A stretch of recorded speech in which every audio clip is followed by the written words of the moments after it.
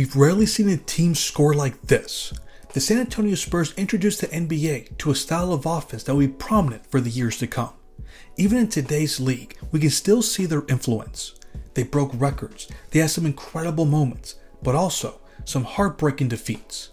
This is the story of the forgotten but incredibly entertaining era of George Gervin and the Spurs. We're starting from the 1976-77 season to the 1984-85 season. Let's first start with the numbers behind their success.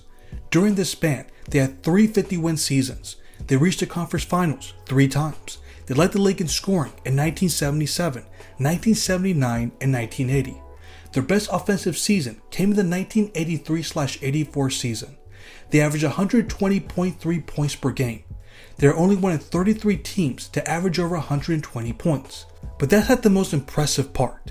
They also averaged a little over 50% from the field. This means that they're only one of 4 teams to average over 120 points while shooting north of 50%. Efficiency was a big part of their offensive dominance. In the following season, they averaged 51.3% from the field, which is the 14th highest mark ever. The numbers confirm this undeniable fact. This was a historically great offense. But the stats only give us one side of the story. We can only truly appreciate what they were accomplishing by watching the games. As the years went by, their styles changed depending on who was the coach. It all started with Doug Moe. James Silas explained perfectly what his philosophy was. He said this: he wanted to run and gun. When you look at how the NBA was playing before he merged, it was kind of a flow game. Walk it down and call plays. All Doug would call was a passing game. Pass and move, pass and pick. We had no plays, and it was fun. End of quote. That's exactly what you would see. I was amazed to see how little dribbling there was. It was one pass after another. It was constant moving. They wasted no time in trying to find the best possible shot. This put the defense in a disadvantage. This was on the half-court setting. But one thing about the Spurs, they loved to run. In the pre-Magic Johnson era, there wasn't a team that ran the floor quite like they did. But a great system can only go so far without great players. This team had a surplus of talent. It all started with the Iceman, George Gervin. When discussing the greatest scorers of all time, his name needs to be brought up every time. He has 4 scoring titles. That includes winning 3 in a row from 1978 to 1980. During those 3 seasons, he finished runner-up for the MVP twice and then 3rd in 1980. He finished in the All-NBA first team for 5 straight years. This gives us an idea of how he was viewed as a player. In fact, there is many who believe that he was the best player in the world. We know this by what the New York Times wrote in 1979. They reported that many of his teammates and opponents believed he was the best player in the game. Then there's what Elvin Hayes said after one of their playoff matchups. This guy is unreal. He may be the one player in the league who can beat you single-handedly. End of quote. What was the secret to his success? This is what he mentioned to the San Antonio Current in 2005. I think shot selection was the key for me. I didn't really like taking the long jump shots. I really liked taking that in-between jumper, around 10 to 12 feet around the free throw line. End of quote. But don't mistakenly believe that his game was boring. He was a great shot creator. That includes his classic finger roll. I truly believe that no one did it better than him. He was a rare combination of shooting touch, body control, and grace. The results of his scoring output were staggering. There were 2 seasons where he averaged over 32 points per game. His career high came in 1980 when he averaged 33.1 points per game on 53% shooting. On top of that, there were 68 games where he scored over 40 points. That is the 13th most in league history. He also had 5 50-point games, but nothing was greater than what he did in the final game of the 1977-78 season. This was his most memorable moment. Against the New Orleans Jazz, he had 63 points on 47% shooting. He did that in just 33 minutes of play. This was his response to what David Thompson did earlier that day. They were neck and neck all season long in the scoring department. They were both trying to win the scoring title. In one final attempt, David Thompson went for 73 points against the Pistons. George knew that he needed 58 points to win the scoring crown, and he went above and beyond. These were the type of performances that Spurs fans grew accustomed to seeing. But don't get it twisted, this team was much more than the greatness of George Gervin. During the Doug Moe era, he also had the luxury of playing with Larry Kenon. Just to give you an idea of how great he was, there are those who go as far as to say that his game resembled Julius Erving.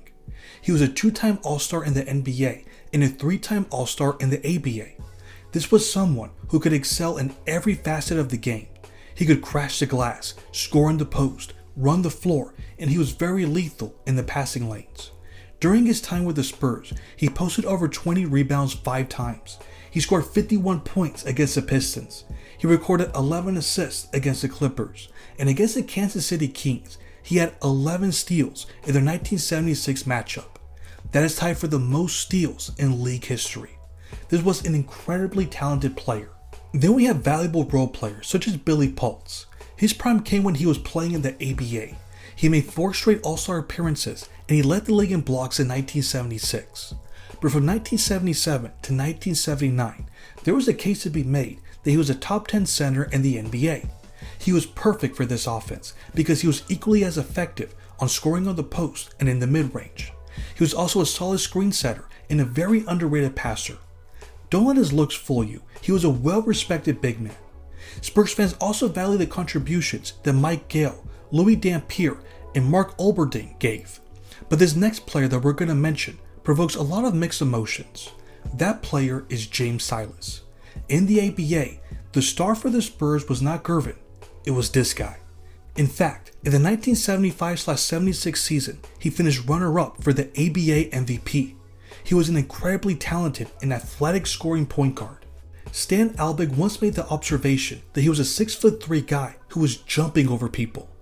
But what made him such a special player was his tremendous clutch abilities. He was nicknamed Captain Late. He had the reputation of being the most cold-blooded scorer in the biggest moments. The broadcaster for the Spurs at the time mentioned in his book that James would have several 20-point fourth quarters, that he won a lot of games with last-second shots. With George Gervin quickly progressing in his game, this was supposed to be the next great duo. Unfortunately, he blew out his knee right before the merger. In the 1977 and 1978 seasons, he only played a combined 59 games. After such a brutal injury, he never had the same athleticism. If he was healthy, one could only imagine the type of success the Spurs would have had. George and James could have been one of the greatest guard duos in league history. Instead, the team had some trouble winning games in the postseason. In the 1977 and 1978 playoffs, they ended their seasons without winning a playoff series. It was obvious that they needed something else to get them to the next level. That is when James Silas came to the rescue. Maybe he was no longer the same player, but he was finally healthy enough to play a full season. With him running the point, this team was more complete. Now they were ready to seriously compete for a championship.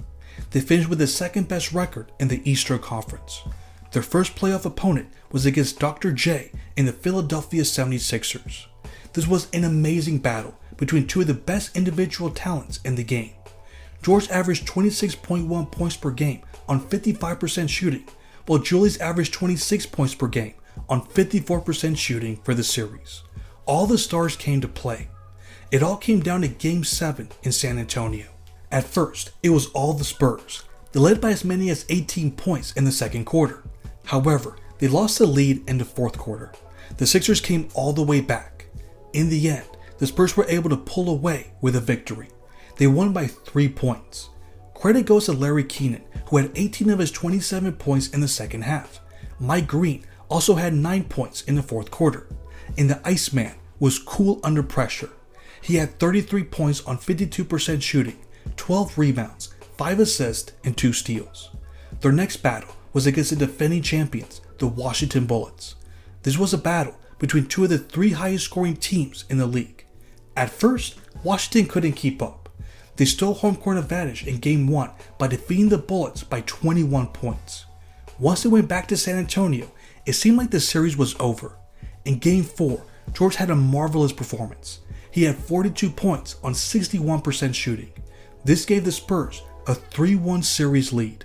In order for the Bullets to make their comeback, they needed to attack San Antonio's weakness. That was their front line. Washington had the star duo of Elvin Hayes and Wes Unseld. For the next 3 games, they asserted their will, especially the Big E. He was punishing the Spurs on the post and blocking every shot that came in his direction. He had 6 blocks in Game 6 and 7 blocks in Game 7. Defense was the key to their comeback, but George Gervin was going to do everything in his power to carry his team to the finals. He had another incredible performance. He had 42 points on 52% shooting. With under 2 minutes to play, they had a 6-point lead. In the final moments, they made some crucial mistakes and they lost the lead. But it was Captain Late that made a huge shot to tie the game. The Bullets got the ball back with a chance to advance to the finals. 11, 10, Dandridge, bullseye! Bob Dandridge was the hero. He made one of the few game winners that we've seen in a Game 7. This was the Spurs' best chance to win a championship. If they found a way to close out the Bullets, they would have faced the Seattle Supersonics in the finals. During the regular season, they split their season series 2-2. I know many Spurs fans would have loved their chances against that team, but they missed out on a golden opportunity to bring home the title. After such a devastating loss, changes are inevitable. They ran it back the following year, but went 41-41. Doug Moe was fired, and Larry Keenan signed with the Chicago Bulls. They needed a new leader. Their new coach was Stan Albeck. He knew that this team could score with the best of them. Their biggest issue was defense. They took a huge dip in the 1980 season. They went from finishing 7th in defensive rating to 20th. They needed to play both sides of the floor. They were able to accomplish this by making this one off-season move. They traded for George Johnson. He was a fantastic rim protector. During his 2 years with the Spurs, he led the league in blocks. In fact, he currently ranks 7th all-time in block percentage and 9th all-time in defensive rating. This played a huge role in their 11-game improvement. They were once again one of the top contenders in the Western Conference. However, there weren't many people who believed they would actually represent the West in the finals. They were behind the Showtime Lakers and the Phoenix Suns in the standings. This was the matchup that everyone was expecting to see in the conference finals. Once the playoffs began, their window of opportunity was wide open. The Lakers experienced a shocking upset in the first round. Then the Phoenix Suns lost in the second round. This was going to be their road to the finals. The 40-42 Houston Rockets in the semifinals, and then the 40-42 Kansas City Kings in the conference finals. That's right, they needed to beat 2 losing teams. The biggest question that they needed to answer was, did they construct their roster well enough to contain Moses Malone?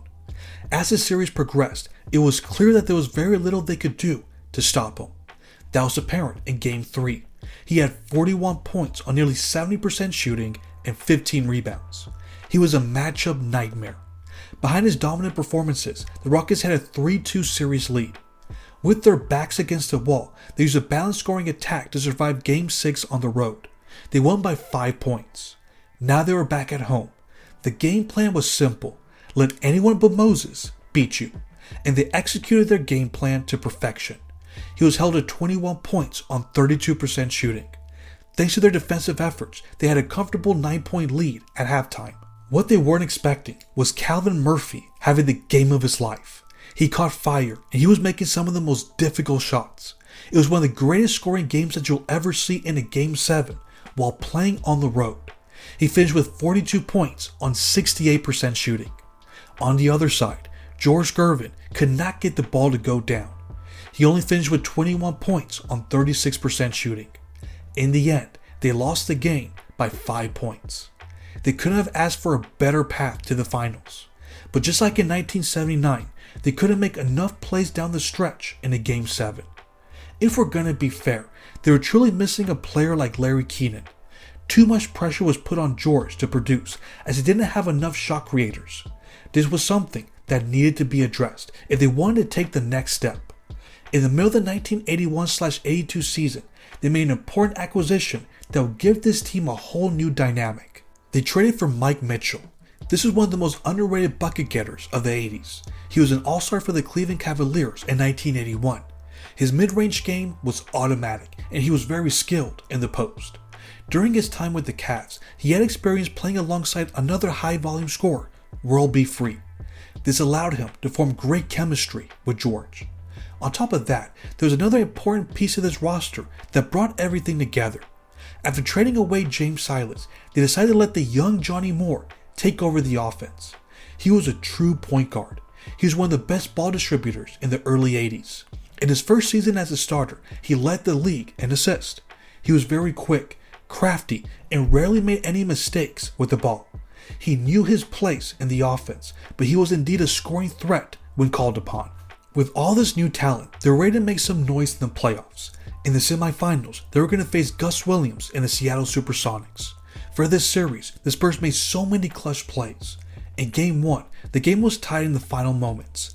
Then, this happened. In the quarter, Moore to the right side. Gervin, he made it. Timeout, 5 seconds. George Gervin hits his, 31st point of the night? George Gervin made the game-winning shot with 5 seconds remaining. In Game 3, they faced a similar situation. The game was tied in the final moments. And then this happened. Gus takes it away from Oberdink. Oberdink on the floor. Bratz, 3 seconds. He shoots. He made it. Timeout, Seattle. This time, it was Mike Bratz that made the game-winning shot with 5 seconds remaining. Behind their clutch play, they were able to win the series in 5 games. In the conference finals, we saw the beginning of the Spurs and Lakers rivalry. It was a showdown of the two greatest scoring teams of their time. Many people were very intrigued to see how the Magic Man would fare against the Iceman. During the regular season, the Spurs beat the Lakers 3 out of their 5 matchups. Everyone believed that this would be a long and entertaining series. But the Lakers were in the middle of a truly historic run. The level of offense that they were playing was unlike anything we've ever seen.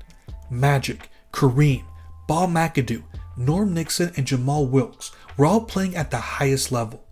They were too deep, even for the Spurs to win one game. They were swept in their conference finals matchup. It was obvious that there was still work to be done if they wanted to beat this team. That's when they made one of the greatest trades in franchise history. In the 1982 offseason, they received Hall of Fame center Artis Gilmore. It's true, he was 34 years old by the time he played his first game with the Spurs. But this was someone who was still an incredibly reliable scorer and one of the league's best rim protectors. In his first season with San Antonio, he averaged 18 points on 62% shooting, 12 rebounds, and 2.5 blocks per game. He led the league in field goal percentage. He finished 4th in rebounds and 5th in blocks. Unsurprisingly, he was an all-star that season. Now they could give the Lakers some real problems. They finished with 53 wins, which was tied for the 4th best record in the NBA. After receiving the first round bye, their first playoff matchup was against the Denver Nuggets.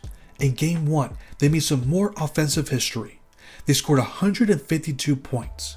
That's the 6th highest scoring game in playoff history.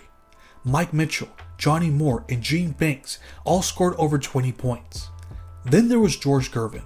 He had 42 points on 77% shooting, along with 10 rebounds. He was the star of the game. But the star of this series was Johnny Moore. Check out his insane numbers. He averaged 27.2 points on 60% shooting, 14.2 assists, 3.6 rebounds, and 3 steals per game. That's as perfect as you can get from a point guard. This young player has some real potential. After beating the Nuggets in 5 games, it was time for the matchup that everyone was waiting for, the rematch with the Los Angeles Lakers. In Game 2, they showed the world how far they had come. They went into the Forum and beat the defending champions by 9 points. Everyone played their role to perfection. George had 32 points on 59% shooting. Artis Gilmore outplayed Kareem. He had 27 points on 69% shooting, 20 rebounds, 5 blocks, and 3 steals. Johnny Moore outplayed Magic Johnson. He had 16 points on 4 of 9 shooting, 15 assists, and 3 steals. And Mike Mitchell outplayed Jamal Wilkes. He had 27 points on 60% shooting, 16 rebounds, and 3 blocks. It was perfect Spurs basketball. If they continued to play like this, they had a real chance of defeating the Lakers. But they weren't the defending champions for nothing. For the next 2 games, the Lakers completely overwhelmed them with their depth. They were able to take a 3-1 series lead. The Spurs played with desperation in Game 5, and they were able to keep their season alive. All they had to do was win Game 6. Anything can happen if you force a Game 7. This was an exciting back and forth battle that went down to the wire. George was able to cut the lead to 1 point, and he gave his team one chance to send the series back to LA. Mike Mitchell. There's Mitchell. 1 second. The game is over, and the Lakers have won the Western title. They were so close. They fought them so hard, but it wasn't enough. This series is the ultimate example of how perfectly you needed to play to beat this team.